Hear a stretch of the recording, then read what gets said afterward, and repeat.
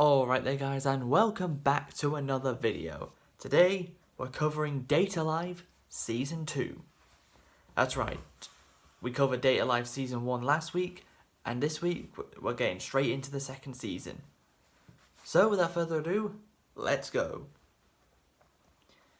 Season 2 starts off very peaceful, just like Season 1 did, with Shido has gone out shopping, and Toka and Yoshino are watching a soap opera on TV.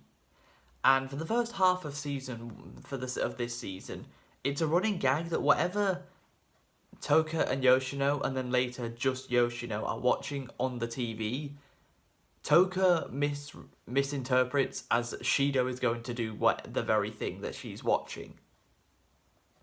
Because in the soap opera, this guy basically leaves his wife, and he takes a blue suitcase with him.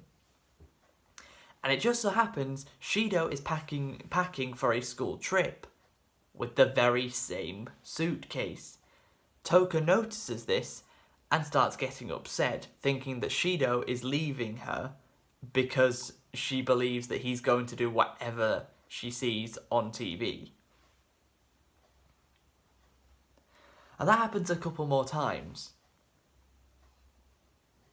Meanwhile, in the military side of things, we're introduced to this new group called DEM Industries with their leader, Isaac Westcott, who basically have only come into the fray because they notice something strange about someone they call the Princess, who later on is revealed to be Toka.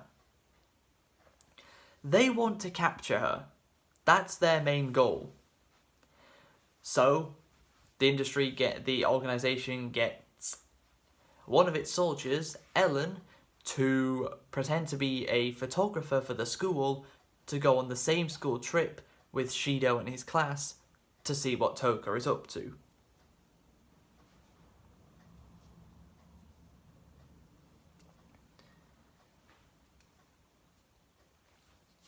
Then they arrive at the school trip, and Toka's spirit powers come back after two other spirits are fighting in the distance. And in order for Shido to stop Toka's spirit powers, he has to do to her what he did in the first season to seal them. Give her the good old mouth-to-mouth treatment, which he does, and just like in Season 1, it works. The two spirits that Shido meets on the school trip are known as the Yamai sisters, Kaguya and Yuzuru. And I find these two characters quite interesting because these two are basically what Toka and Origami would be like if they were sisters.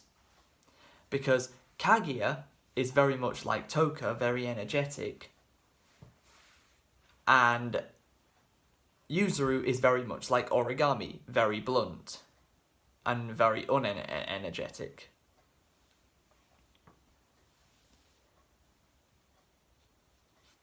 Shido does manage to get these two to stop fighting, eventually, although it takes him more willpower than normal. Bearing in mind he also had to seal up Toka's spirit powers again at the same time as doing all this. But he finally does manage to. And after resolving their fight, the Yamai sisters basically try to seduce him. Then later on, after they don't quite manage it, they tell him to close his eyes in a little forest part of the island that they've gone to. And they both give him the mouth-to-mouth treatment at the same time. And of course, that seals up their spirit powers. But of course, as if you didn't know, sealing the spirit powers also removed the clothing of the person whose powers have been sealed. And Toka just so happens to walk in when this happens. Because of course she does. It wouldn't be a scene of Shido sealing up someone's powers without Toka walking in on them. Then we're introduced to another spirit called Miku. No, not that one. Or that one. Basically, we find out very quickly that she despises men, as simply talking to Shido makes her mood levels drop, which of course Kotori and the military still have those dating sim options from season 1, but they're not used as often as they were in the first season. So Shido realises there's no way in hell he's going to be able to get near to Miku to try and steal her spirit powers. And Miku's spirit powers are her voice. She can use her voice for defensive moves and offensive moves, and also has the power to manipulate pretty much anybody with her voice into doing what she wants. So, the military come up with the plan that if Shido can't get close to Miku, how about Shiori does? Yes, they make Shido cross-dress as a girl to get close to Miku, and it works for the most part until the very end. But until then, it works quite well. Shido, disguised as Shiori, who is made up, basically tells Miku that he's not a spirit, but he has the ability to seal spirit powers. And the two of them, and then Miku and Shido have a bet. Basically, the bet is, if Shido's high school wins in the Toho Festival, the Tenno Festival, which is coming up very shortly, then Miku has to let him seal her spirit powers. But if Miku's high school wins, then she gets to take all the spirits that he has sealed in the past. So, Toka, Yoshino, Kotori, and the Yamai sisters. Even though Miku hasn't met Kotori.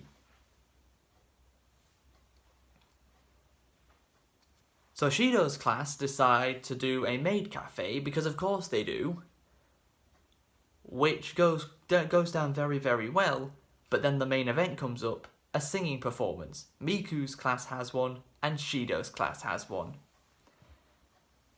And Shido's class would be screwed without Toka, because Toka was the one saving the performance with her singing, since Shido had no idea what was going to lip sync to a song, but the track didn't play. So Toka uses her initiative and starts singing. But unfortunately, for Shido, Miku's class ended up winning that specific event. But overall, Shido's high school ended up winning. And Miku isn't too best pleased with that result. So she grabs hold of Shido, or more like, she gets other people to grab hold of Shido.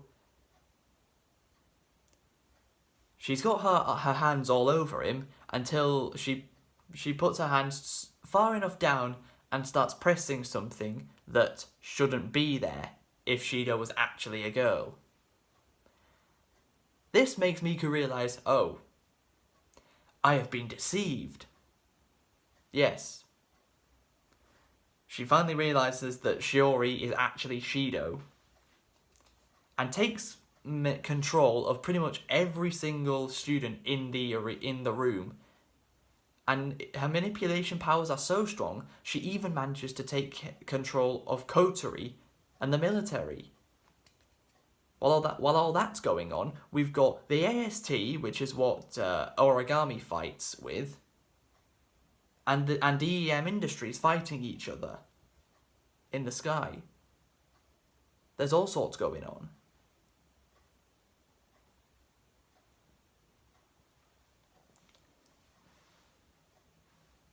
And Shido's wondering, how the hell am I supposed to get up to Miku now? Well, who have I not mentioned yet? Who is the only character that I have not mentioned yet that was present in season 1.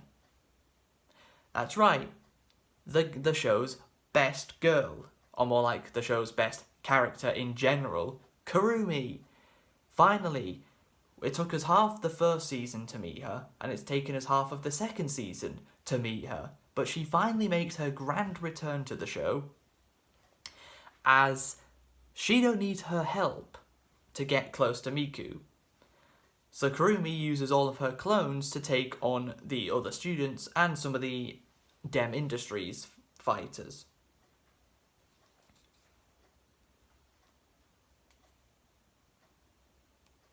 Shido and Kurumi end up going to Miku's house, sneaking into Miku's house, and they find some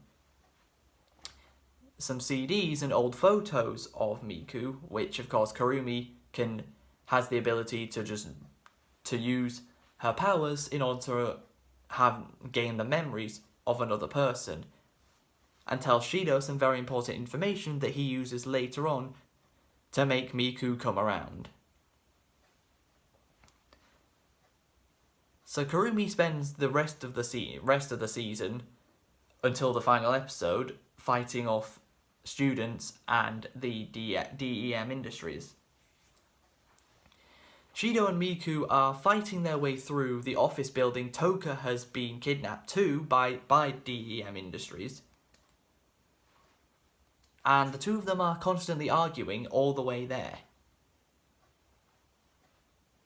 But Shido finally makes Miku come around with understanding that the reason she hates men is because she became traumatized after because originally Miku was just a regular idol. She wasn't a spirit.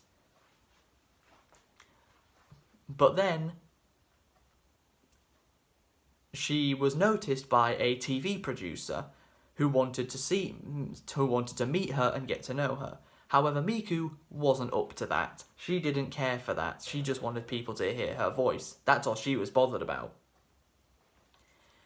And the TV producer clearly didn't like this, so he got a magazine to write a hit piece on her, which her fans instantly believed without any questioning.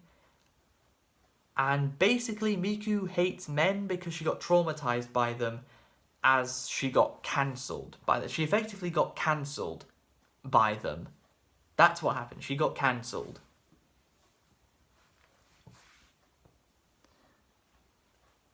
So now we know why she has such a disdain for men. But DEM Industries know exactly what they're doing as Ellen sneaks into the room and shoves her sword straight through Shido's back. Did it kill him? Of course not. He got sniped in the first 3 episodes. He got sniped in episode 3 of season 1 and he survived that, so I'm pretty sure he'll be fine. But the whole point of doing this was to bring out all the negative energy within Toka and gain her spirit powers back, but way stronger than she was before, which is what happens. The only thing DEM Industries didn't realise is they can't take her down now. They don't have the power to take Toka down. So Shido is trying to make Toka remember who he is and who she is. He keeps calling out her name, and slowly but surely it is working. She is coming back to her senses, which is a good thing.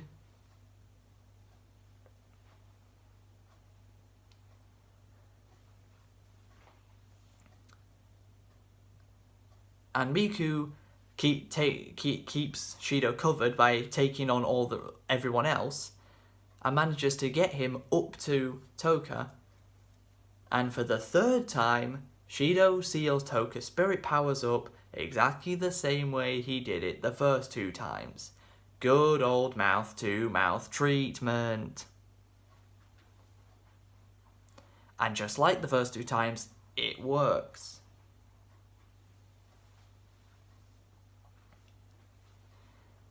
And after all the fighting is finally resolved, Miku gives Shido the mouth-to-mouth treatment, and that seals up her spirit powers. Then the final episode of season 2 was actually quite a wholesome one. It centered around Shido and Kurumi going on a date around the city. Quite wholesome for an end of, considering everything Shido's just been through. They go to the planetarium, they go to a bride and groom wedding outfit store where they try on where Shido tries on a wedding tuxedo and Kurumi tries on a wedding dress. The two of them have quite a bit of fun together. And they even write wishes on a piece of paper that they stick to a bamboo tree, which is known as a tradition in their city, where the legend is the higher the sheet of paper is attached to the bamboo tree, the more likely it is to come true. Unfortunately, the date doesn't end particularly well, because we find out that the spirit that the Kurumi that Shido has spent the entire day with is just one of her clones, and the real Kurumi enters the stage and disposes of her clone very quickly. But luckily for Shido, Yoshino, Toka, and Kotori arrive, ready to take Kurumi on, so she just decides to peace out, and will make her return, of course, in Season 3, which we'll be covering next, hopefully. So, what did I think of Season 2 of the show? Personally, I think Season 2 was slightly worse than Season 1, because Season 2 had a little too much action. The show's called Date Alive, not Fight Alive, so I'd expect there to be a little more dating. But I was very happy with the final episode, because that's entirely what the episode was centered around. Shido going on a date with Kurumi. But that will conclude Date Alive Season 2. I hope you guys have enjoyed. If you have, please be sure to leave a like, subscribe if you're new, and I'll see you next week for Date Alive Season 3. But until then, catch you later.